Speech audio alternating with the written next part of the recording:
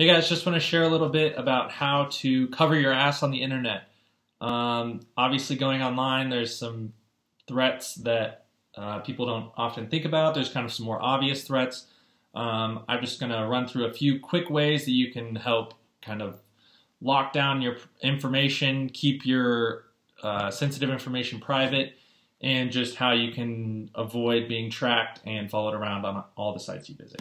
So first of all, I'd recommend avoid using Google products. Google is the master of collecting your data. They have a full range of products that they use to collect different information about your behavior, and they do a great job of doing that. They use that to contribute to their advertising network, Google Ads, Google AdWords, whatever you want to call it.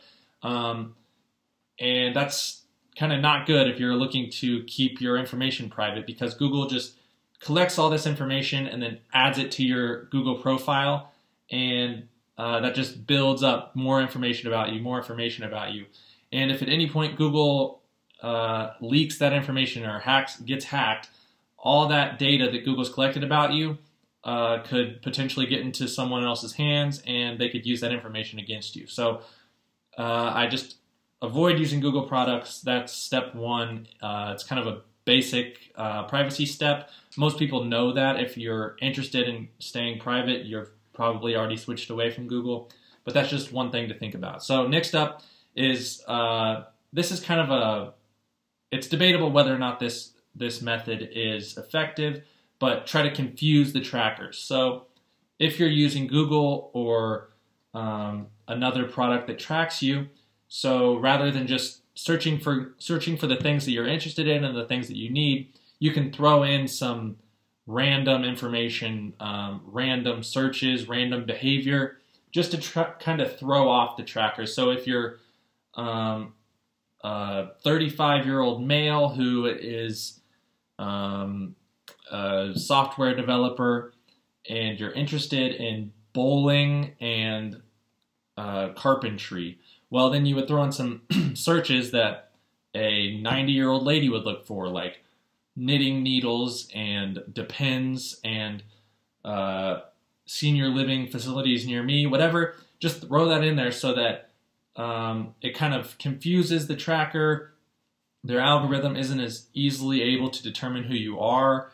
Just throw some more data in there so it floods the system and makes it a little more difficult to determine who you are specifically.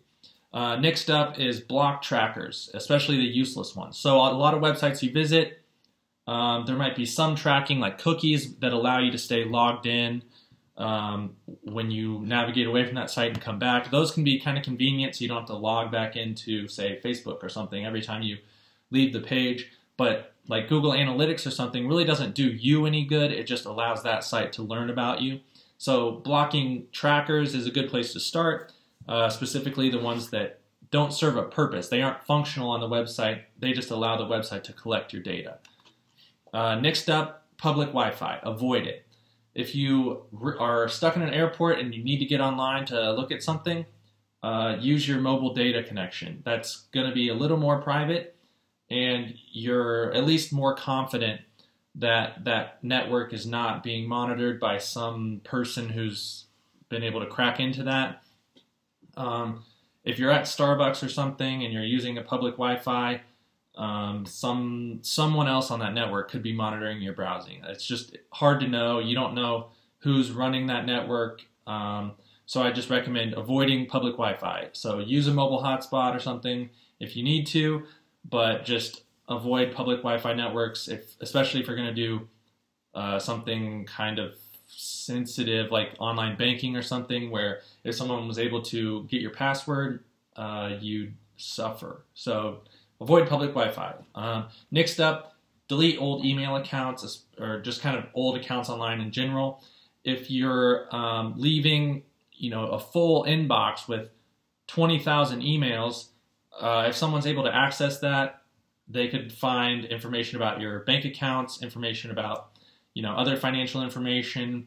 They could find health information in there. So it's a good idea to just delete old email accounts if you're not going to use them anymore, because you're essentially leaving an inbox full of private information about yourself out there. and you just don't want someone to access that. So if you delete the email account, it deletes all the old emails in there. You're kind of hiding your history, so that's a good idea. Next up, just be cautious of the apps you download. It can be hard to determine if an app is reliable or not, but it's a good idea just to run through the app's settings and privacy policies just to see what the app collects by default and if you can change that. And then next up, just make sure you're downloading apps from reputable sources. So if you're unsure, just kind of do some research. A quick Google search or search on another search engine can let you know if the app you're downloading is reliable and something that you should use. Otherwise, I would just avoid it. Don't put yourself at risk. Next up, and kind of important to think about, is just lock down your privacy settings. So if the services you're using have settings that can keep you more private and prevent that service from collecting your information, just enable those privacy settings. So if you don't want the app to track your location, turn off the location tracking.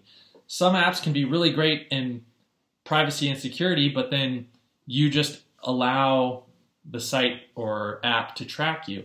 If you just turn off those settings, you don't have to worry about it. They're not going to be able to track your information if you specifically say, don't track this, or, don't follow my location, stuff like that. Just go through your apps that you're using, make sure you're not sharing your location or giving access to your camera or microphone, if they don't even need it for the app. And then finally, the last one is use a private search engine. I've kind of harped on this a lot, and I'm just going there again. If you're using Google, Google just keeps collecting your search history and uses that to advertise to you, and it can make your search results feel more convenient, but at the end of the day, you're just sharing all your interests, all your behavior with Google, and that could be used against you at some point down the road. So using a private search engine like DuckDuckGo, Startpage, Quant, or GhostPeek is a great place to start, and definitely recommend doing that. So last, I just want to throw this quick point in there. Using private tools can feel like it's an inconvenience. Using Google is super easy and the results are super great, but that's all because they're collecting your data and using that to improve their products and make more money. Privacy tools, some make way less money, most make way less money than the companies that collect your data. So privacy tools could choose to just collect your data and make more money. But privacy is valuable, and they see that. And if you're dedicated to protecting your privacy, the extra couple seconds it takes here and there to use privacy tools is worth it. And I really recommend, if you think privacy is important at all, to use these privacy tools. It'll help make them money. It'll help create a culture of privacy on the internet, and it's good for everybody. So privacy tools are the way to go. I recommend it. You should try it out. Thanks, guys.